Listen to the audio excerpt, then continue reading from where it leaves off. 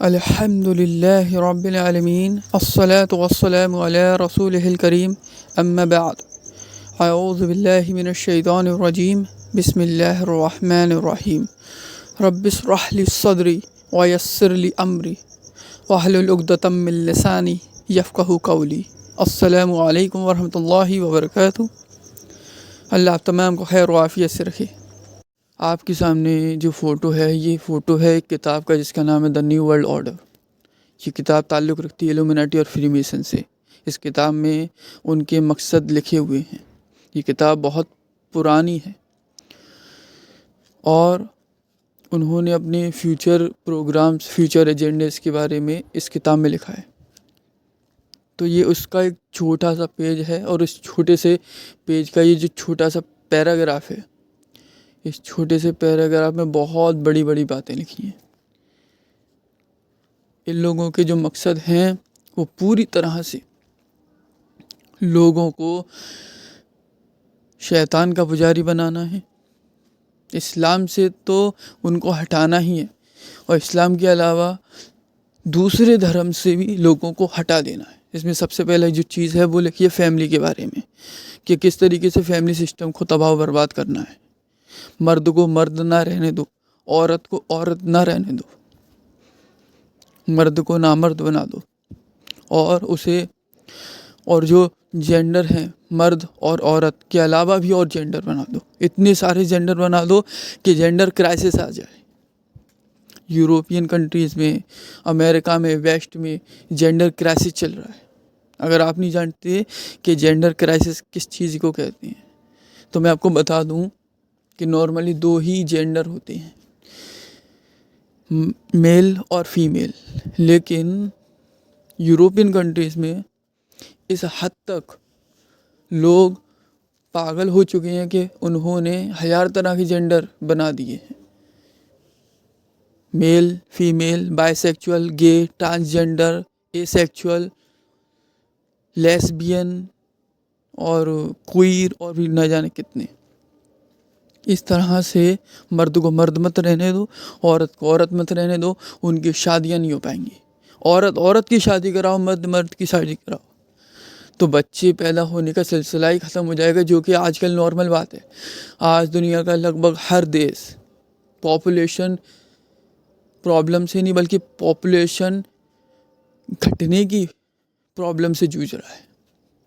Singapore, Bangkok, China और Italy, Germany और European countries में ज़्यादातर देशों की पॉपुलेशन या तो बहुत तेज़ी से घट रही है या फिर बढ़ नहीं रही है। ये इसी वजह से है कि इन लोगों ने जो फैमिली सिस्टम था उसको ख़त्म कर दिया। यहाँ के आदमी आदमियों से शादी कर रहे हैं, औरतें औरतों से शादी कर रही हैं और बहुत सारे लोग तो बिना शादी के ही रह रहे हैं। तो बच्चे कहाँ से पैदा होंगे।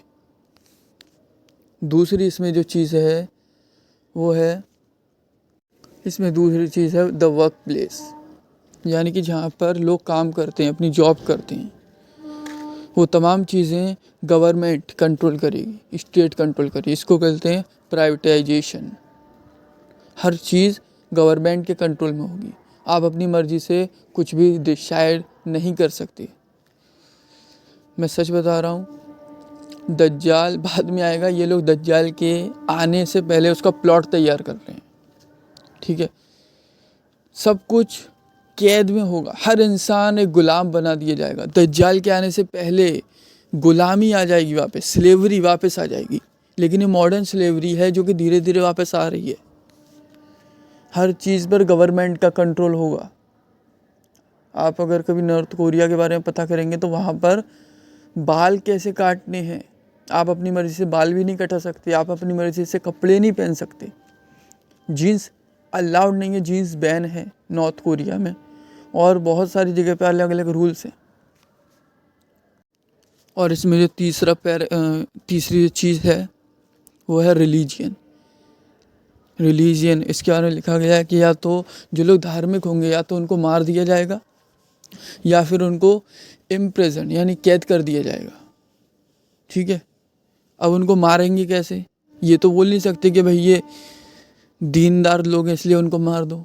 इनको आतंकवादी घोषित करके, इनको टेररिस्ट घोषित करके, इनको रेडिकलाइज्ड घोषित करके मार देंगे। कुछ भी इल्ज़ाम लगा देंगे झूठा, और फिर उनको मार देंगे या तो उनको जेल में डाल देंगे। ये है दीन के दुश्मन। और बाकी जो बचेंगे लोग, जो बेदीन होंगे, वो इंसान ही इंसानों के पूजा करेंगे। फिर एक ऐसा नया दीन निकालेंगे, धर्म निकालेंगे ये लोग, जिसमें इंसान ही की पूजा इंसान किया करेंगे। और ऐसा निकल चुका है, लग चुका है। लोग पागल हो चुके हैं, इस हद तक पागल हो चुके हैं कि हम और आप सोच भी नहीं सकते। लोग खुद को ही खुदा मान रहे हैं। अल्लाह माफ़ करे, अल्लाह माफ़ करे। लोग इस हद तक पागल हो चुके हैं कि लोगों क्या अक्सरियत की आंखों पे पट्टी बंधी हुई है आज के ज़माने में। वो नहीं जानते कि दुनिया में हो क्या रहा है। वो अपने एक छोटे से घर को पूरी दुनिया समझ रहे हैं। बस दुनिया में इतने बड़े बड़े लोग हैं और वो इतने बड़े बड़े काम कर रहे हैं, इतने बड़े पैमाने पर उनके दिमाग को प्रोग्राम किया जाता है। यकीन मानो, मैं आप शुरुआत से बताता हूँ। एक छोटा बच्चा होता है, वो स्कूल जाता है, प्ले स्कूल, किंडरगार्टन जाता है, ठीक है, LKG UKG जाता है। वहाँ से प्रोग्रामिंग चालू हो जाती है कि कैसे ये बच्चा बड़ा होकर शैतान का पुजारी बने, शैतान की पूजा करे। कहाँ से चालू हो जाती है? किंडरगार्टन से, LKG UKG से। आप यकीन नहीं मानोगे 12th और कॉलेज की बुक्स में क्या क्या लिखा रहता है। मैंने कॉलेज पास किया है, BA किया है, मैं जानता हूँ उन किताबों में क्या लिखा है।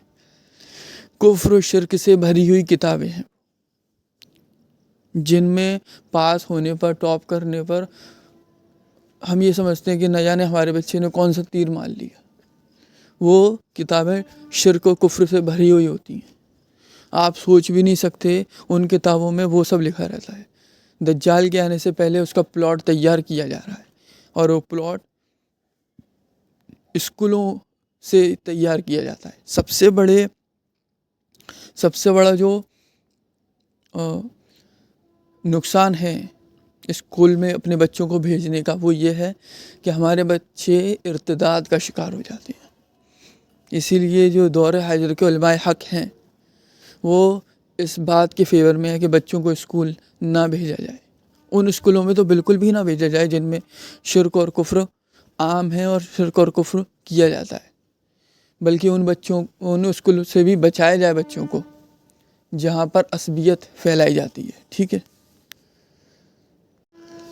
याद रखो, अगर हमारी कौम, हमारी नस्ल, हमारी आने वाली पीढ़ियाँ अगर मुर्तद होती हैं, इर्तिदाद का शिकार होती हैं, तो इसका सबसे बड़ा जो रोल है वो स्कूल कॉलेजेस प्ले करते हैं। आज मुस्लिम लड़कियां हिजाब और बुर्का पहनकर ज़िना कर रही हैं, बाहर जा रही हैं, ज़िना के अड्डों पर, ओयो रूम्स में, होटल्स में पकड़ी जा रही हैं। तो वो क्यों पकड़ी जा रही हैं? क्योंकि उनको आज़ादी दी गई है। इस फोटो को आप ज़रा गौर से देखिए, इसमें लिखा क्या है? औरतों को होम मेकर नहीं रहने दिया जाएगा। पहले क्या होता था, घर गृहस्थी औरत संभालती थी, उनको इस काम से दस्तबरदार कर दिया जाएगा कि घर संभालना अब तुम्हारा काम नहीं है, अब तुम घर नहीं संभालोगे। औरत को छूट दी गई। घर के जो मर्द थे वो दयूस बने, उन्होंने अपनी बच्चियों को बाहर भेजा पढ़ने लिखने, और फिर उन्होंने पढ़ाई लिखाई की। फिर वो इस गर्लफ्रेंड बॉयफ्रेंड के चक्कर में पड़े, और फिर उन्होंने जो है वो ज़िना किया। और ज़िना इस कदर आम हो चुका है, यकीन मानो, अगर आप ज़िना से बचे हुए ना इस दौर में भी, तो अल्लाह का बहुत करम है आप पर, अल्लाह का बहुत फजल है कि आप इस दौर में भी ज़िना से बचे हुए हो। बहुत बड़ी बात है। इस दौर में तो लोग ज़िना को मामूली चीज़ समझ कर लेते हैं। ज़िना जब फैल जाएगा तो लोग शादी नहीं करेंगे, जो कि हो रहा है। लोग शादी क्या कर रहे हैं? और यही तो दज्जाल का प्लान है इल्यूमिनाटी फ्रीमेशंस का यही तो प्लान है। याद रखो, वो स्लेवरी को वापस लाना चाहते हैं। इल्यूमिनाटी वाले, फ्रीमेसन वाले, ये सिर्फ 2 ही क्लास बनाना चाहते हैं इस पूरी दुनिया में। एक है एलाइट क्लास, यानी कि वो तबका जो कि राजा होगा, उसकी पास ही पूरी दुनिया की धन दौलत होगी। और दूसरा वो तबका होगा जो कि लेबर कास्ट, लेबर क्लास होगा, ये गुलाम बनेंगे। ठीक है, ये मिडिल क्लास को पूरी तरह से ख़त्म कर देना चाहते हैं। अब इसमें अगर मैं आगे बढ़ूँ तो IMF का भी रोल आ जाता है। दौरे हाजिर में सबसे बड़ा जो दज्जाली फितना है वो IMF है। जाहिर है IMF से बड़ा और क्या फितना हो सकता है। इसने सारी की सारी करेंसी को होल्ड कर रखा है।